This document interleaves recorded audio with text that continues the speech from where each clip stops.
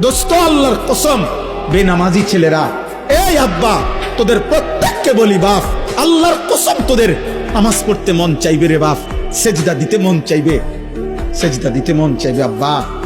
হাসরের ময়দানে হলেও সেদিন মন চাইবে খুব, আল্লাহ আপনি একটু সুযোগ দেন না রে মাওলা, একটা সেজদা দেই আপনারে,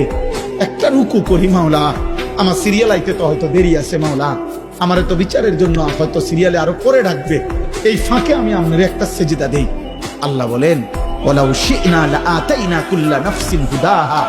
এই নাফরমান, আমি চাইলে তো দুনিয়াতেই প্রত্যেককে সেজদা দিতে পারতাম, দেওয়াইতে পারতাম, আমার আনুগত্য করাইতে পারতাম, আমার জমিন আমার আসমান, আমার সূর্য আমার চাঁদ, আমার রাত আমার দিন, আমার নিঃশ্বাস আমার অক্সিজেন, আমার হার্টবিট সবই তো আমার, আমি চাইলে পারতাম বান্দা, আমি তো বাধ্য করে আনুগত্য নিতে পারতাম, কিন্তু যদি বাধ্য করেই নিতাম তো পুরস্কার দেব কেন? তাইলে আর পুরস্কার দেব কেন?